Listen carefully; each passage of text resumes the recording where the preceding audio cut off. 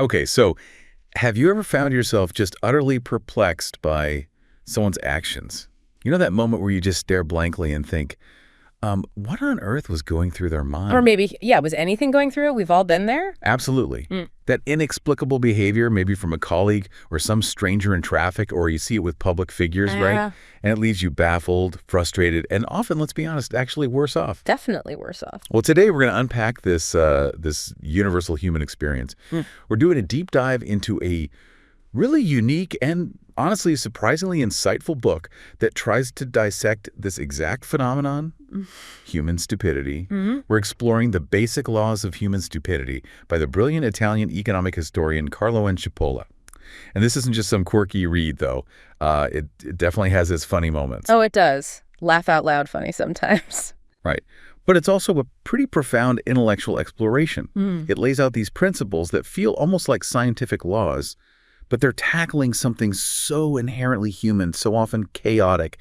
It really fits with the kind of fundamental concept we love to dig into here on Mindset Deep Dive, helping you understand the world and maybe even yourself in some new ways. What's truly fascinating about Cipolla's work, I think, is how masterfully he blends this really sharp satire with serious, almost axiomatic scholarship. You mentioned Nassim Nicholas Taleb. Yeah, in the forward. Right, and Taleb, who knows a thing or two about unconventional thinking, he calls it a masterly work. He points out that, yeah, it's playful, it's funny, but it proposes this formal, almost mathematical definition of stupidity. Right. And then it presents these laws, and they're as rigorously structured as, say, economic principles, but maybe far more memorable and, dare I say it, more actionable than a lot of academic stuff you read. It genuinely makes you question your assumptions about what serious scholarship even looks like. That's a great way to put it. So our mission for this deep dive is pretty clear. We're going to try and extract the core nuggets from Cipolla's book, clarify his, well, often surprising definitions, and then really dig into the implications of these basic laws. The big picture stuff. Exactly. Not just for you dealing with stuff day to day, but for society as a whole. The goal is hopefully to equip you, our listener, to better spot, understand, and maybe navigate the impact of stupidity in your own life without feeling, totally overwhelmed or cynical about it all. Yeah, hopefully leave feeling a bit more informed, maybe amused, and definitely better prepared. Right. So let's start at the beginning, the premise of Cipolla's book. It really sets the stage for everything else. In his introduction, he doesn't really pull any punches, does he? No, not at all. Straight shooter. He says human affairs are, well, his words, in a deplorable state. And he's quick to add this isn't new. It's always been like this, he thinks. But here's the interesting bit. This deplorable state isn't just the normal struggle, the trials and tribulations that all living things face. Right, the background noise of existence. Exactly. Cipolla argues that we humans, we get something extra, an extra load, an extra dose of tribulations. And these troubles come from a very specific, often overlooked group of people within the human race. Okay, so not external forces, but internal. Precisely. Now, you might be thinking, okay, is he talking about some kind of secret society? The mafia, the Illuminati, some big conspiracy? Usual suspects. Yeah. But no, he describes it as an unorganized, uncharted group. No leader, no president, no rules, no hierarchy, definitely no grand plan. Huh. So how do they cause problems then? Well, that's the kicker. Somehow, almost magically, it manages to operate in perfect unison as if guided by an invisible hand. The actions of every single member, even if they seem tiny on their own, they combine, they amplify each other's effect. Wow. Like emergent chaos. Kind of, yeah. But Cipolla emphasizes, and this is important, his book isn't meant to be cynical or defeatist. He frames it as a constructive effort. He wants to detect, and maybe, possibly, neutralize this force, what he calls the most powerful dark force, hindering human welfare and happiness. So it's analysis for the sake of finding a solution, or at least mitigation. Exactly. It's about understanding the problem, figuring out its characteristics so maybe we can handle it better. It's like a call to intellectual arms, just, wrapped in humor. And if we connect that to the bigger picture, what Cipolla is really doing there is he's establishing this fundamental need, almost an existential need, to understand this invisible force. He genuinely believes that getting a handle on the nature, the characters, the behavior patterns of these people is absolutely crucial for, well, human welfare and happiness. Not just an annoyance, it's a fundamental problem. Exactly. It's like he's performing a public service, but disguised as this witty little essay. He's basically saying, look, folks, this isn't just a quirky thing about humans. It's a systemic issue. It needs formal analysis if we ever want to lessen its, frankly, pervasive and detrimental impact on our lives, on our societies. He sees understanding it as vital for progress, or maybe just for stopping us from going backwards all the time. Yeah, preventing that constant frustration. And that powerful premise leads us straight into the very first of his basic laws.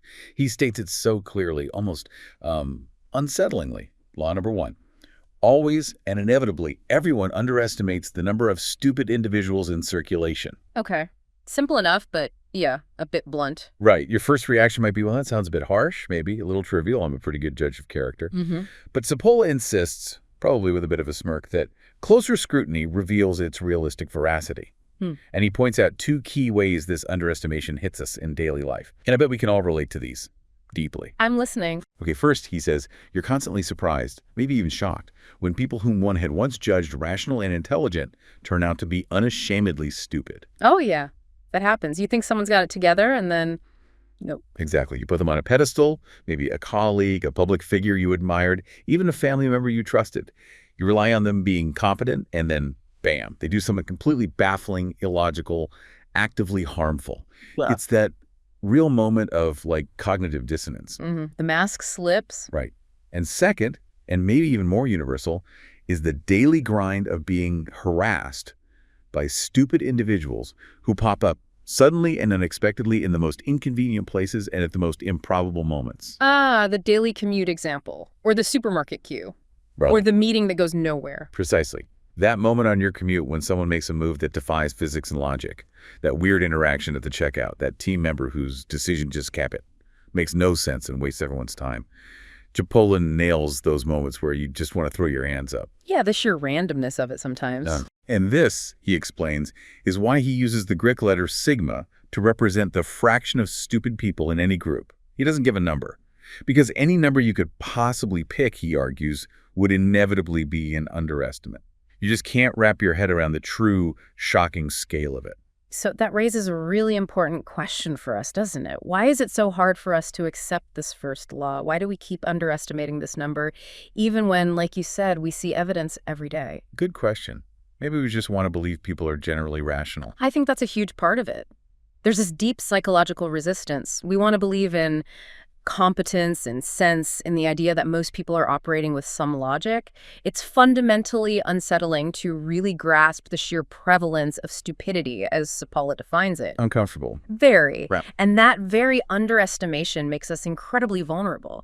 If you don't even realize the true scale, how many people are operating in this truly irrational, often self-defeating way, you can't possibly anticipate their actions. And you certainly can't protect yourself effectively from the fallout. You're just unprepared. Totally unprepared. So this law, yeah, it sounds simple, maybe even a bit funny, but it really lays the groundwork for everything else. Because if you don't know the scale of the problem, how can you analyze its effects? How can you possibly build a defense? It's like trying to plan a project without knowing half the components are faulty. That's a good analogy. The big insight from law number 1 is basically your gut feeling about human rationality. It's probably wrong. It's a critical vulnerability. The trick is to consciously override that initial assessment, especially with new people, and maybe operate with a slightly higher baseline assumption of, well, potential irrationality. It's not about being cynical. Sort of strategic. Exactly, a strategic shield. And speaking of prevalence, Cipolla pushes that idea even further with his second basic law. Now, this one is maybe even more startling, particularly for us today, in our modern egalitarian world where we tend to blame environment or upbringing for behavioral differences. Right, the nurture over nature debate. Exactly. Law number 2 states, the probability that a certain person be stupid is independent of any other characteristic of that person. Whoa. This flies right in the face of that modern view that, culture, status, education, that's what shapes behavior. So he's saying it's innate. Pretty much. Yeah. Based on his years of observation, what he calls his experimentation, he takes strong issue with the nurture argument. He argues, quite provocatively, that stupidity is determined purely by nature. You are stupid, he says. In the same way one is red-haired, one belongs to the stupid set as one belongs to a blood group. Wow. An act of providence, that's deterministic. It really is. He says it's just an inescapable natural fact of human existence. And he posits that nature, in its sort of mysterious wisdom, keeps a constant relative frequency of this trait, that same proportion, no matter the group size. Big society, small exclusive club, doesn't matter. Like the male-female birth ratio, he mentions that too, right? Constant across cultures. Yeah, exactly. He uses that as an analogy. But he says the really remarkable thing about stupidity's frequency is that nature somehow keeps this probability constant, completely independent of the group size or any other characteristic. He claims no other observable phenomena offers such, quote, striking proof of nature's supreme powers. It's utterly indiscriminate, affects everyone equally. What really strikes me about this is how he proves it with his experiments. Yeah, the university ones. Right. Those humorous yet kind of insightful thought experiments. He describes analyzing the whole university population from the blue-collar workers keeping the place running. Maintenance staff, groundskeepers. Yeah. To the white-collar admin staff, the students across all different subjects, even the professors themselves. And what did he find? The same fraction. The exact same fraction of stupid people across all these seemingly different groups. He admits he was baffled at first. He thought maybe poverty, lack of education, maybe certain intellectual fields would protect you. But nope. The data, as he humorously presents it, just shot down all those hopeful ideas. But the killer punchline is the Nobel laureates, isn't it? Oh, yeah. The most impressive result, as he puts it, he extends his research, quote unquote, to this ultra-elite group, Nobel Prize winners. Think about that. People at the absolute peak of human intellect. You'd think they'd be immune. You would, but no. He found the same fraction among the Nobel laureates. These giants of science, literature, economics, same percentage were stupid. This, he says, just confirms nature's supreme powers and the absolute universality of it. It's inescapable. It's the iron law of stupidity, he calls it. No exceptions. He even jokes about the women's liberation movement, noting stupid people are proportionally just as common among men as women, so no gender bias there. Equal opportunity stupidity. Pretty much. And he suggests, maybe cheekily, that the developing world could take some comfort, finding proof the developed world isn't so developed after all, since they face the exact same problem. The bottom line is, wherever you go, whoever you're with, whatever they've achieved, you always have to face the same percentage of stupid people. Which, thanks to law number 1, is always higher than you think. Exactly. So the core takeaway here is you can't escape it. Not by changing jobs, not by moving, not by joining Mensa. It's a universal constant. Accepting that is kind of crucial for managing your expectations and, well, protecting yourself. Okay, so we've got these two foundational laws. We underestimate stupidity, Law 1, and it's universally distributed regardless of anything else, Law 2. Now, Cipolla takes us into what he calls a technical interlude. Right, this is where he gets precise with definitions. Exactly. It's essential for understanding what he actually means by stupid, helpless, intelligent bandit. He sets up the dramatis personae, the different types of actors in our social interactions. He acknowledges, people vary. Some are hermits, some are social butterflies. But most of us are social animals, as Aristotle said. Right. The vast majority need interaction. Even hermits bump into people sometimes. Yeah. And crucially, he points out, even doing nothing, our inactions, can affect others. True. Not deciding is still a decision with consequences. So the core concept here is the current balance. Every single action, or even inaction, result in a gain or a loss for us. And at the same time, it causes a gain or a loss for someone else. Okay, cause and effect. Simple enough. Then he introduces figure 1, his basic graph. Just picture a standard XY coordinate plane, like in school math. The x-axis measures the gain or loss for the person acting. Let's call him Tom. Gains for Tom are to the right of the center point, O. Losses are to the left. Got it. X is self-interest. Pretty much. The y-axis measures the gains or losses for the other person or group affected. Let's call her Dick. Gains for Dick are plotted above the center point O. Losses are below. Y is the impact on others. Exactly. So is his example. Tom takes an action. If Tom gains something, positive X, and Dick loses something, negative Y, that action falls into area B on the graph, bottom right quadrant. Okay, visually mapping the outcome. Simple but powerful. It really is. It's an elegant way to see the immediate impact of any interaction. But this raises an important question, doesn't it? How do we actually measure these gains and losses? It's not always about money. Right. Good point. Cipolla tackles that. He says, yeah, you can use money, dollars, whatever, as a unit, but you absolutely must include psychological and emotional rewards and satisfactions. And also the flip side, psychological and emotional stresses. Okay, the intangibles. which are notoriously hard to measure. He admits that. He says they're imprecise, hard to quantify objectively, but he argues that imprecision doesn't really undermine the core argument. What's absolutely crucial, though, is what he calls the rule of fairness. The rule of fairness, what's that? It's critical. When you're assessing Tom's action, you use Tom's values to measure his gain or loss. Makes sense.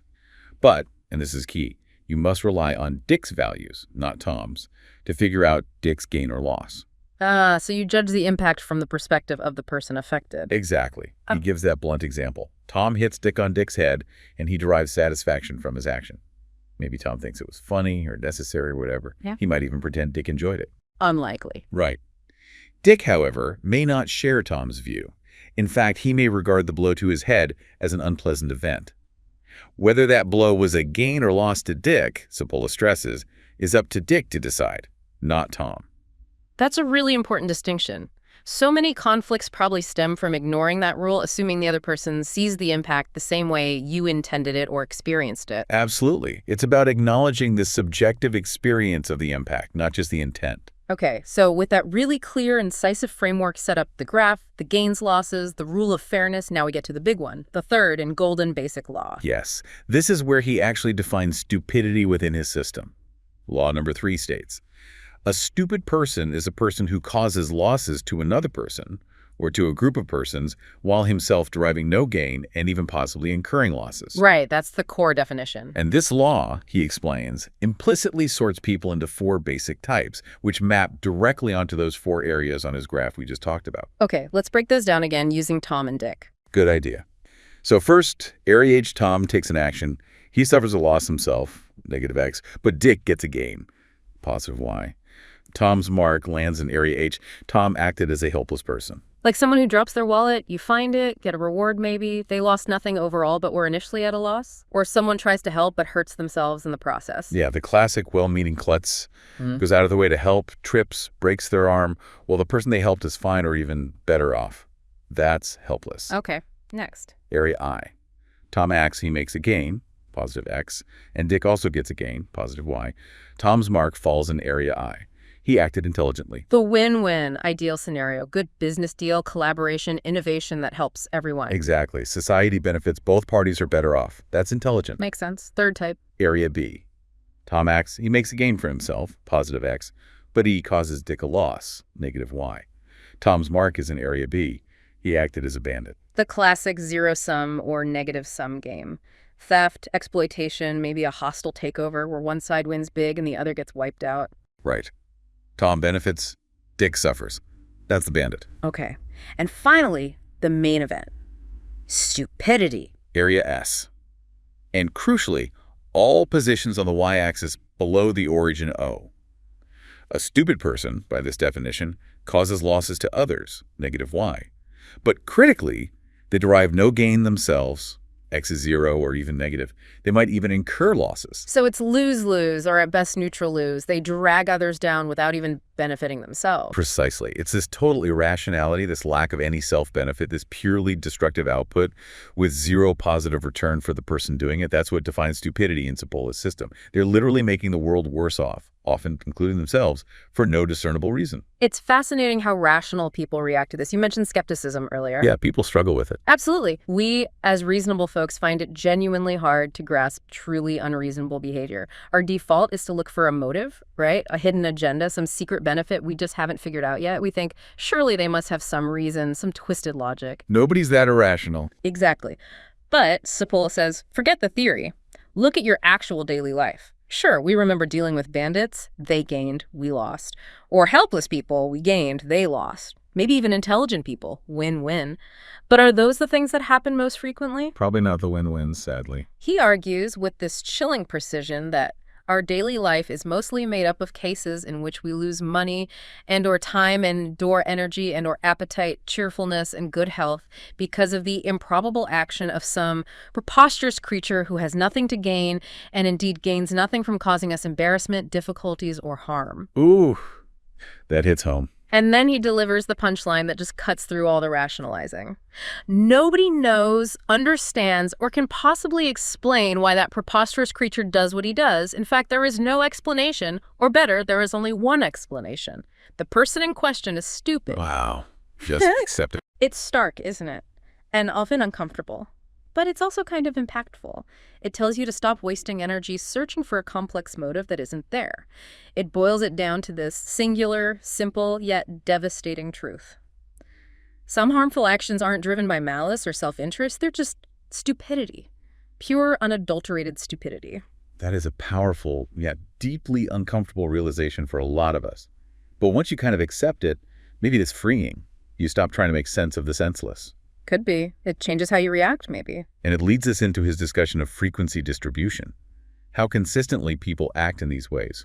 Cipolla points out most people aren't perfectly consistent, right? Someone might act intelligently today, make a great decision, then tomorrow act helplessly, lose their keys right after. We all have our moments in different quadrants. Exactly. But there's a significant, almost eerie exception he notes. Stupid people, he says, normally show a strong proclivity toward perfect consistency in all fields of human endeavors. Ouch. Consistently stupid. Reliably destructive. Pretty much. Unwaveringly, reliably, predictably stupid in their impact. But even for the rest of us, the inconsistent majority, he explains you can still figure out a weighted average position on his graph. By looking at someone's overall pattern of actions over time, you can generally place them in the H, I, B, or S quadrant based on the net effect they tend to have. So their dominant tendency. Right, their average impact. And if we connect this to the bigger picture, Cipolla then goes deeper into the bandit category, using figure 2 in the book to show the nuances, especially how banditry relates to stupidity. He defines the perfect bandit first. Okay, what's a perfect bandit? That's someone whose actions cause losses to others that are exactly equal to their own gains. Simple theft is the basic example. You lose $100, the thief gains $100. On the graph, they'd fall right on that diagonal line, where the gain equals the loss in magnitude. A pure transfer. Exactly.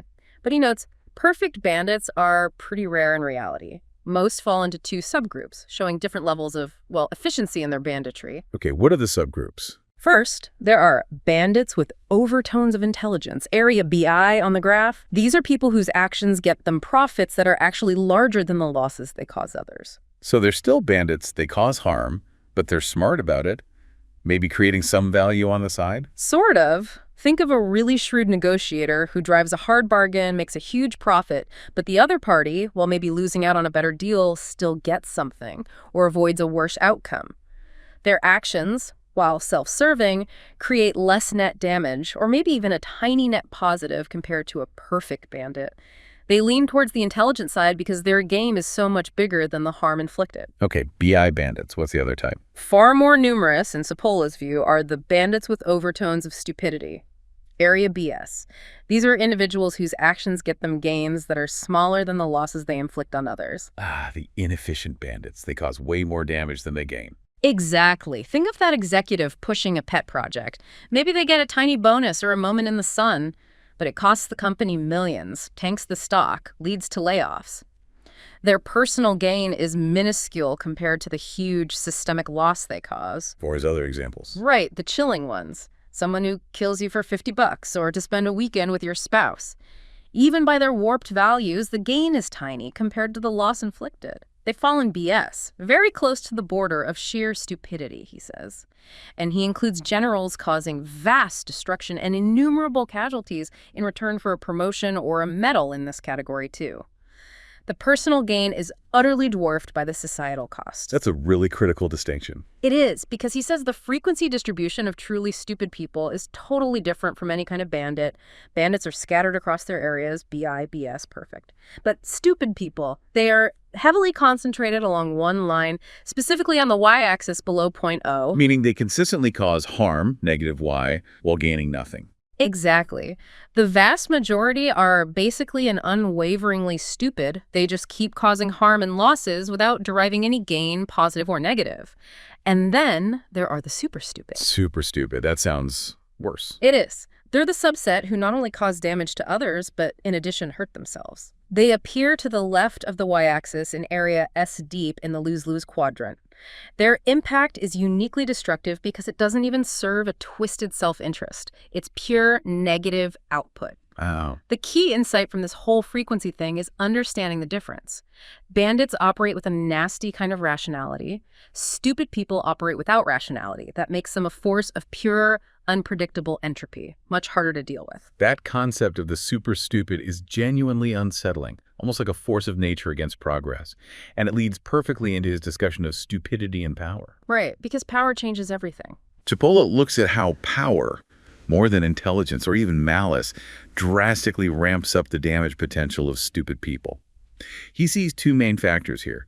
First, what he provocatively calls a genetic factor. Genetic? Seriously? Yeah, he posits some individuals just inherit exceptional doses of the gene of stupidity. By sheer luck of the draw, they belong from birth to the elite of their group, as he ironically puts it, just naturally predisposed to this. That's a controversial take today. It is, but the second factor is arguably way more impactful and less debatable. The position of power and consequence that a stupid person happens to occupy in society. And this is where it gets really dangerous. Their individual capacity for harm gets amplified like crazy. Yeah, give someone incompetent a big lever and they can cause huge problems. Exactly. Cipolla doesn't hold back with examples. Among bureaucrats, generals, politicians, and heads of state, one has little difficulty in finding clear examples of basically stupid individuals whose damaging capacity was or is alarmingly enhanced by the position of power that they occupied or occupy. He names names, figuratively speaking. Pretty much. And he adds, with that characteristic wit, religious dignitaries should not be overlooked either.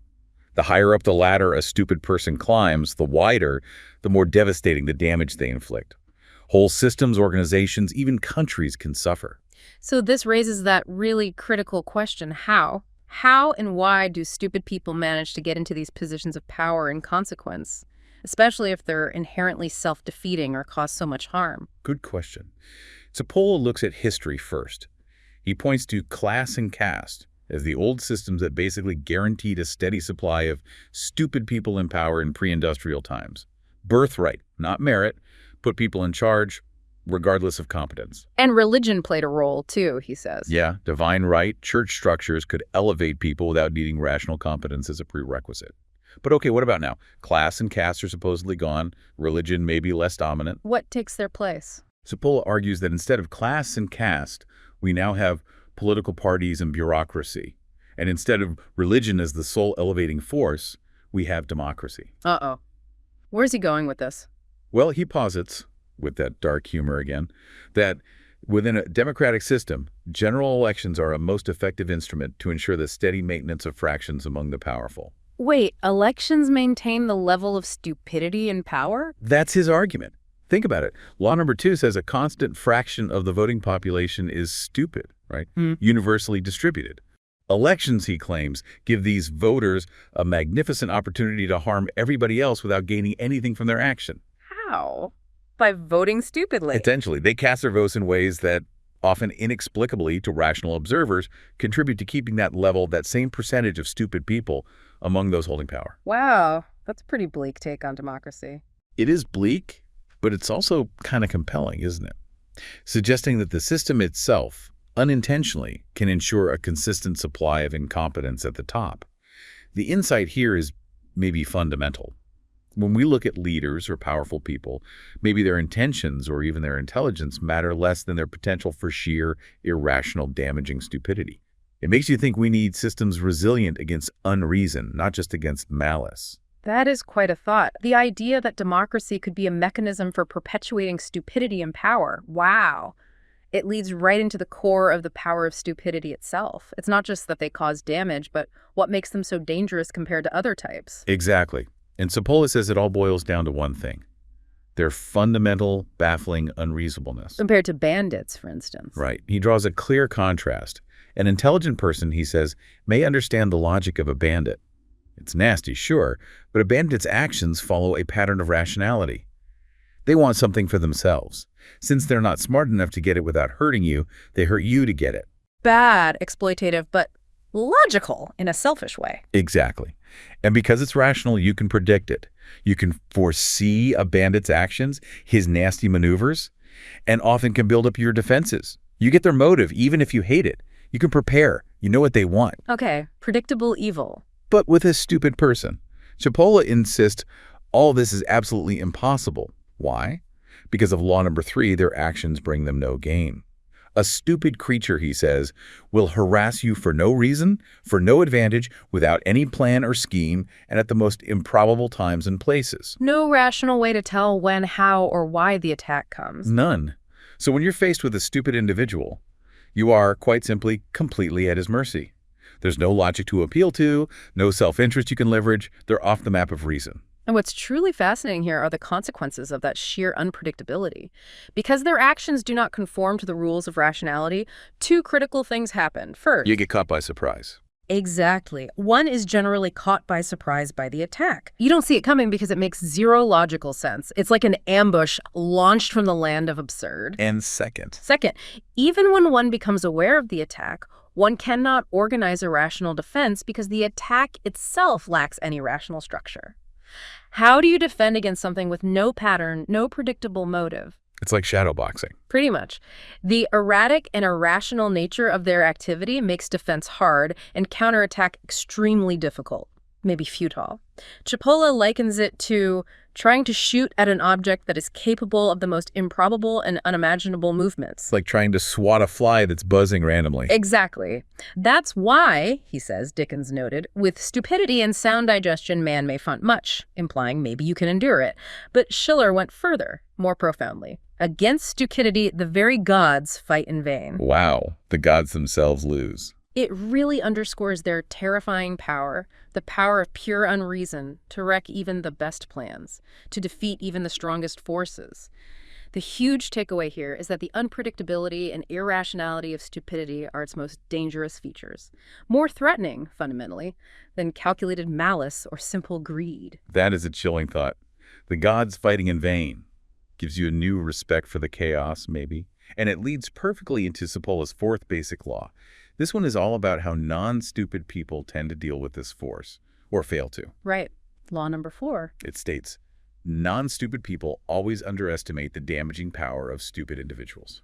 In particular, non-stupid people constantly forget that at all times and places and under any circumstances to deal and sound or associate with stupid people infallibly turns out to be a costly mistake. Always underestimate the damage. Always forget it's a mistake to associate. Now, he says it's maybe not that surprising that helpless people, the H-quadrant folks who tend to lose out anyway, might not fully grasp how dangerous stupid people are. It's just another way they absorb negative impacts. Part of their pattern. Right. But the truly amazing fact, the thing that really baffles Cipolla, is that intelligent people and bandits also often fail to recognize the sheer destructive power of stupidity.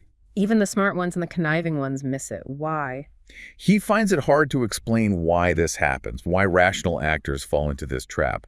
But he suggests that when faced with stupid individuals, intelligent people and bandits often make the mistake of indulging in feelings of self-complacency and contemptuousness.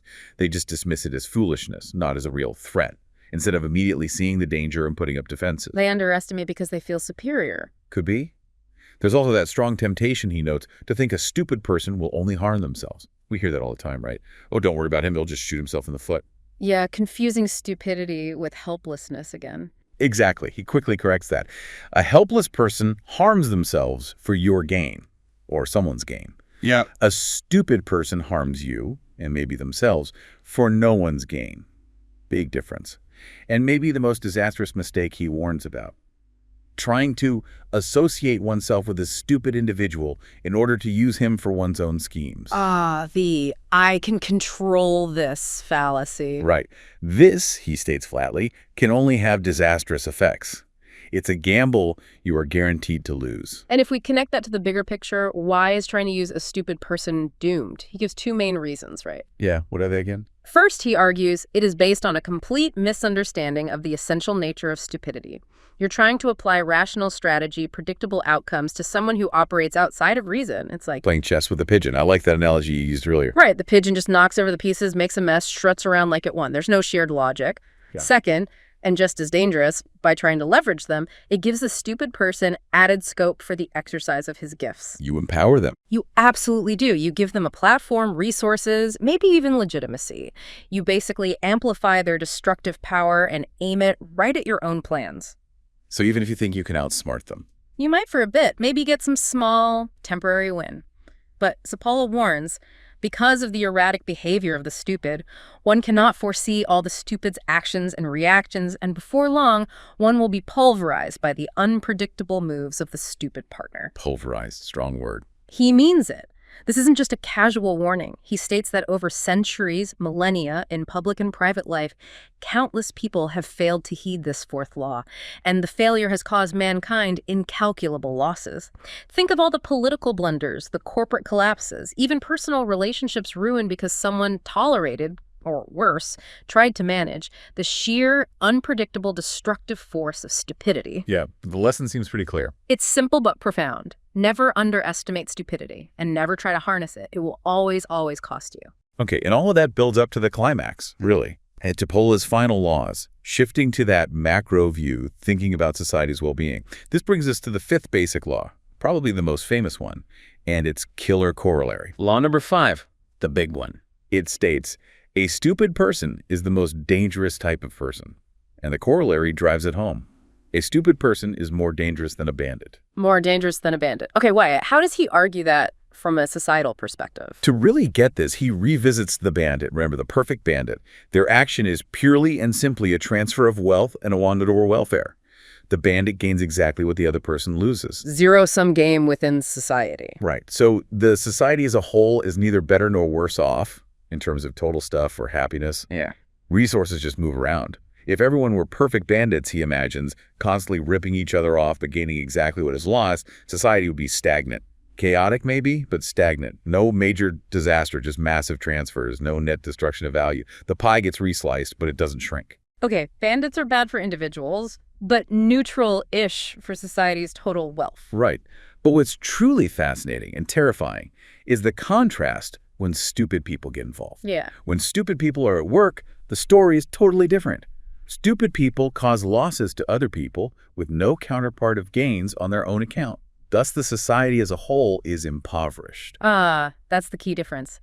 They don't just transfer value, they actively destroy it. They create net negative value. The pie doesn't just get resliced, it gets smaller. Exactly. Pure destruction. And his graphs show this, right? The different types and their societal impact. Yeah, he breaks it down. People in area I, intelligent, HI, helpless but with intelligent overtones, maybe they lose but others gain more, and BI, bandits with intelligent overtones they take but create more value than they destroy. All of these, he says, accrue to the welfare of society, even if in different ways. They add to the total pie, or at least don't shrink it much. They're net positive or neutral-ish contributors. Right. But conversely, BS, bandits with stupid overtones causing way more damage than they gain, and HS, helpless with stupid overtones losing out themselves while also causing collateral damage. These groups add losses to those caused by stupid people, thus enhancing the nefarious destructive power of the latter group. So they're like amplifiers or enablers of stupidity's destructive force. They compound the negative impact. The politician taking a tiny kickback for a law that ruins an industry, BS. The incompetent administrator mismanaging funds, causing huge losses without gaining anything. Exactly. They drag society down along with the purely stupid. This leads him to reflect on why some societies decline and others progress, doesn't it? Given that us is constant everywhere. Yeah, that's the really critical insight. He reminds us of law, too. Yeah. The fraction of stupid people is constant. Doesn't change over time, geography, culture. So a declining society doesn't suddenly have more stupid people than a rising one. They both have the same percentage. So what is the difference, then, if the number's the same? The key difference, he argues, between a purely performing society and an uphill moving one isn't the quantity of stupid people, but how their presence is managed or not managed by the non-stupid members. It's about how the rest of society deals with the fraction. Precisely. In a society that's doing poorly, declining, he says two things tend to happen. First, the stupid members of the society are allowed by the other members to become more active and take more actions. They're not kept in check. Maybe they get promoted. Maybe their damaging actions are just ignored or excused. They're given free rein, basically. Yeah. And second, there is a change in the composition of the non-stupid section. You get a relative decline of populations of areas I, HI, and BI, the intelligent folks, the helpful ones, the smarter bandits, and a proportionate increase of populations of areas HS and BS, the stupidly helpless and the stupidly bandit-like. So the productive and less damaging people decrease, while the destructive amplifiers increase. Exactly. This shift enabling stupidity and letting its amplifiers flourish makes decline inevitable. As Cipolla puts it, starkly but probably accurately, the country goes to hell. It becomes a society where intelligence and positive contribution are stifled, and unproductive or destructive behavior runs rampant. Okay, so that's decline. What about progress? Conversely, an uphill-moving society, while still having its unavoidable fraction of stupid people, also has an unusually high fraction of intelligent people who manage to keep this fraction at bay. These intelligent folks are effective enough to produce enough gains for themselves and the other members of the community to make progress a certainty. So it's not about getting rid of stupidity, which is impossible according to Law 2. It's about the intelligent, value-creating people being numerous and effective enough to counteract, contain, and ultimately outproduce the damage caused by stupidity. That's it exactly. It's a powerful argument for how vital intelligence and productive contribution are for societal progress. Not just on their own, but specifically in how they dynamically interact with and hopefully overcome the constant, inescapable drag of stupidity. It's a constant battle, then. Progress depends on the intelligent winning out over the stupid fraction's negative impact. Seems to be Cipolla's core message for society. So after all that, what does this really mean for us? We've unpacked Cipolla's basic laws of human stupidity, and the core revelations are, well, pretty striking, aren't they? Definitely. The universality, the sheer irrationality, the danger, it's a lot to take in. Right. The shocking universality, that perplexing irrationality, and the profound, often underestimated danger to us as individuals and to whole societies. But the point isn't to get cynical or just throw our hands up in despair. No, it's about understanding, self-preservation, maybe. Exactly. Recognizing this pervasive force isn't about cynicism. It's about self-preservation. It's about strategic navigation and gaining a deeper, maybe more realistic insight into how society works or doesn't work. Yeah, seeing it clearly is the first step. Recognizing this force is that essential first step. It helps you maybe start building more resilient systems or just better personal strategies in a world where you will inevitably encounter that universal sun. It gives you a framework, maybe not for giving up, but for understanding, allowing you to perhaps anticipate the unpredictable or at least shield yourself better from the worst effects. Shifting your mindset, like you said earlier, from expecting rationality to anticipating, or at least being prepared for, unpredictability. Which leads to a final thought, maybe something for you, our listener, to chew on after this deep dive is over. Considering Cipolla's laws, how does our current world, with this overwhelming information overload, hyper-interconnectedness, especially through social media and the internet, how does that landscape either amplify or maybe, just maybe, mitigate the impact of that universally distributed fraction of stupid individuals? Does it give them a bigger platform, more ways to cause damage?